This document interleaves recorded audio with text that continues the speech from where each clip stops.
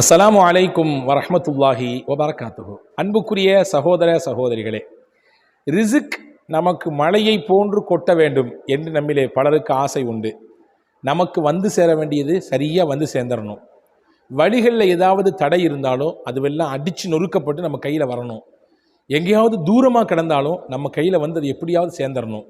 நமக்கான ரிசிக் தங்கு தடை இல்லாமல் அப்படியே மேட்டிலிருந்து பள்ளத்தை நோக்கி வேகமாக தண்ணீர் வருவதை போன்று நமக்கான ரிஸ்க் வந்து சேர வேண்டும் என்று நம்மிலே பலருக்கும் ஆசை. பல நபர்கள் சொல்லுகிறார்கள், கமெண்ட்ஸில் வந்து பதிவு செய்கிறார்கள், எங்களுக்கு இந்த மாதிரியான பொருளாதார நெருக்கடிலாம் இருக்குது, வந்து சேர வேண்டிய இவ்வளோ அமௌண்ட் வராமல் இருக்குது, எங்களுக்கான தொழிலில் இப்படியான லாபத்தை எதிர்பார்த்துருக்கிறோம், பறக்கத்தை எதிர்பார்த்துருக்கிறோம், ஆனால் கிடைக்காத ஒரு தடைநிலை ஏற்பட்டிருக்குது, ஒரு விதமான தட்டுப்பாடு சூழல் ஏற்படுது அப்படின்லாம் சொல்கிறாங்க. அன்பு சகோதரர்களே, இன்னைக்கு அதற்கான தீர்வை தான் இந்த காணொளியில் பார்க்க போகிறோம். இறுதி வரை பாருங்கள். நிச்சயம் இதிலே உங்களுக்கும் எனக்கும் சிறந்த பலன் கிடைக்கும் என்று நான் நம்புகிறேன்.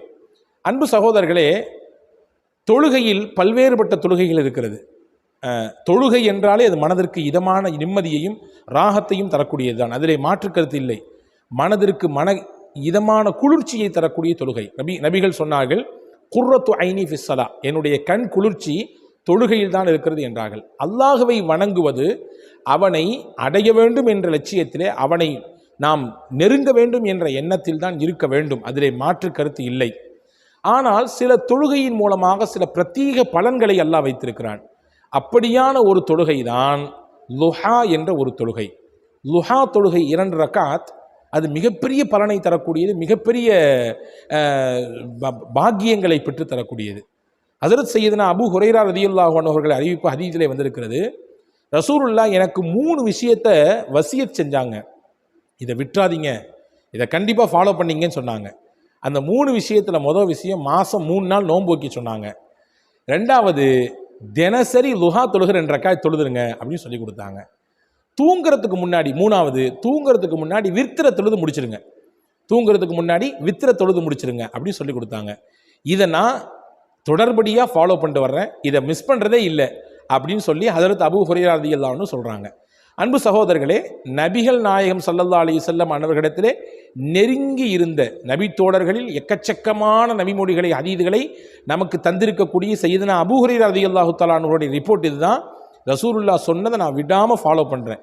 சஹாபாக்கள் சொல்கிறாங்க, லுஹா தொழுகையில் பல பலன்கள் இருக்கிறது, பல்வேறுபட்ட பாக்கியங்கள் இருக்கிறது. அதிலே முதன்மையானது, முக்கியமானது, நாங்கள் எங்களுடைய ரிஸ்கினுடைய தேவையை லுஹாவிலிருந்து பெற்றுக்கொள்கிறோம் என்று சஹாபாக்கள் சொல்கிறார்கள். லுஹா தொழுவதன் மூலமாக எங்களுடைய ரிஸ்கின் வாசல் விசாலம் அடைகிறது, எங்களுடைய ரிஸ்கினுடைய தேவைகள் பூர்த்தியாகிறது, அதன் மூலமாக எங்களுக்கு அல்லாஹ் தருகிறான் என்று ஹஸரத் சஹாபாக்கள் சொல்வதை நாம் பார்க்க முடிகிறது. அன்பு சகோதரர்களே, எனவே லுஹா தொழுகையை முடிந்தால் அதை பின்பற்றுவதற்கு முயற்சியுங்கள், நீங்களும் நானும் எல்லா மக்களும். லுஹா தொழுகையினுடைய சமயம் நமக்கு தெரியும். காலையில் சூரியன் கொஞ்சம் உதித்து கொஞ்சம் அதனுடைய ஒளி நன்றாக வெளிப்பட்டு கொஞ்சம் சூடு தெரியக்கூடிய சமயத்திலிருந்து சுமார் ஏறத்தாழ ஒரு 9 மணியிலிருந்து தொழ துவங்கலாம். 9 மணியிலிருந்து ஒரு 11 மணி 11:30 மணி வரை தொழலாம், பிரச்சனை இல்லை. அன்பு சகோதரர்களே, இந்த தொழுகையிலே அல்லாஹ் ரிஸ்கை வைத்திருக்கிறான். ஒன்று, நல்லோர்கள் பெரியோர்கள் இமாம்கள் நமக்கு முன் வழிகாட்டியலாக இருந்த முசன்னிஃபின்கள், கிதாபுகள் எழுதி தந்திருக்கக்கூடிய முசன்னிஃபின்கள் சில ஒரு முக்கியமான துவாவையும் சொல்லித் தருகிறார்கள். குறிப்பாக இஆனத்து தாலிபின் என்று சொல்லக்கூடிய ஷாஃபி மதுஹபினுடைய மிக முக்கியமான சட்ட நூட்களில் ஒன்றாக இருக்கக்கூடிய, சட்ட நூட்களின் விரிவையாக இருக்கக்கூடிய இஆனாவிலே ஒரு துவா இடம்பெறுகிறது. இந்த துவாவை லுஹா தொழுகைக்கு பிறகு ஓதி வாருங்கள், அல்லாஹ் நிச்சயம் ரிஸ்கினுடைய அந்த வாசலை விசாலமாக நமக்கு திறந்து தருகிறான் என்று ஹஸரத் இமாம் திம்யாத்தி ரஹ்மஹுல்லாஹ் அவர்கள் இதை சொல்கிறார்கள், பதிவு செய்கிறார்கள். என்ன துவா அது? இந்த துவா கொஞ்சம் நீளமானது தான், இருந்தாலும் நான் டிஸ்கிரிப்ஷனிலும் தருகிறேன், இந்த ஸ்க்ரீனிலும் முடிந்தால் நான் அதை உங்களுக்கு தமிழிலும் அரபியிலும் கொண்டு வருவதற்கு முயற்சிக்கிறேன். அவசியம் இதை மனநமிட்டு அல்லது பார்த்தாவது கண்டிப்பாக ஓதி வாருங்கள். லுஹா தொழுகைக்கு பிறகு ஓத வேண்டும். ஓதினால் அல்லாஹ் எல்லா விதமான ரிஸ்கினுடைய விஷயத்தையும் உங்களுக்கு கொண்டு வந்து சேர்த்து விடுவான். என்ன துவா அது?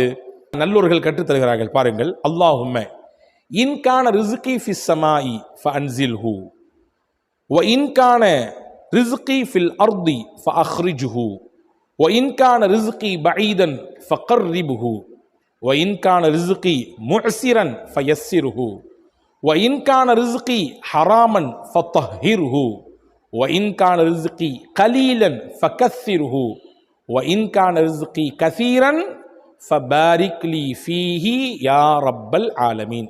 இதுதான் அந்த துவா. நீங்கள்லாம் பார்க்குறத பார்த்தா இவ்வளோ பெரிய துவாவை நாங்கள் எப்படி மனப்பாடம் பண்ணுறது? அன்பர்களே, ரிசுக்கினுடைய தேவை நமக்கு நிறைவாக கிடைக்க வேண்டும், தங்கு தடையில்லாமல் நம் கைகளிலே ரிசுக்கு வந்து சேர வேண்டும் என்று விருப்பம் இருந்தால் கொஞ்சம் முயற்சித்து இதை மனனம் செய்து கண்டிப்பாக ஓதுங்கள். இதனுடைய பொருள் என்ன? இறைவா, என்னுடைய ரிசுக் வானத்திலே இருக்குமையானால் அதை நீ எனக்கு இறக்கி கொடு. எனக்கான ரிசுக் பூமியிலே இருக்குமையானால் அதை நீ வெளிப்படுத்தி கொடு. எனக்கான ரிசுக் தூரமாக இருக்குமையானால் அதை எனக்கு நெருக்கி கொடு. என்னுடைய ரிசுக் கிடைக்கக்கூடிய இடம் சிரமப்படக்கூடிய இடமாக இருந்தால் அதை எனக்கு லேசாக்கி கொடு. எனக்கான ரிசுக் ஹராமாக இருக்குமையானால் அதை நீ சுத்தப்படுத்தி கொடு. என்னுடைய ரிசுக் குறைவாக இருக்குமையானால் அதை நீ அதிகப்படுத்தி கொடு. எனக்கு அல்லாகவே ரிசுக்கை நீ அதிகமாக கொடுத்தால் அந்த ரிசுக்கிலே நீ பரக்கத்தை கொடு யா ரப்பல் ஆலமீன் என்ற அற்புதமான அர்த்தங்களை பொதிந்திருக்கக்கூடிய இந்த துவாவை ஓதும் பட்சத்திலே நிச்சயமாக அல்லாஹ் ரிசுக்கினுடைய வாசலை நிறைவாக திறந்து தருகிறான். நான் முன்னாடியே சொன்னேன், மேட்டிலிருந்து பள்ளத்தை நோக்கி தண்ணீரை விட்டால் எப்படி வேகமாக வந்தடையுமோ அப்படி ரிசுக்கை அல்லாஹ் வேகமாக வரச் செய்கிறான். 2 கண்டிஷன். ஒன்று, துஹாவை தொழ வேண்டும். துஹா தொழுததற்கு பிறகு இந்த துவாவை ஓத வேண்டும். நிச்சயமாக அல்லாஹ் இதனுடைய பலன்களை நல்லோர்கள், பெரியோர்கள், நம் முன்னோர்கள், ஆரிஃபீன்கள் இதனுடைய பலன் என்ன என்பதை உணர்ந்து நமக்கு அதை வெளிப்படுத்தி காட்டுகிறார்கள். வல்ல அல்லாஹ் இதை பின்பற்றக்கூடிய தௌஃபீக்கை உங்களுக்கும் எனக்கும் எல்லா மக்களுக்கும் வழங்குவானாக. ஆமீன். வசலாம். அஸ்ஸலாம்.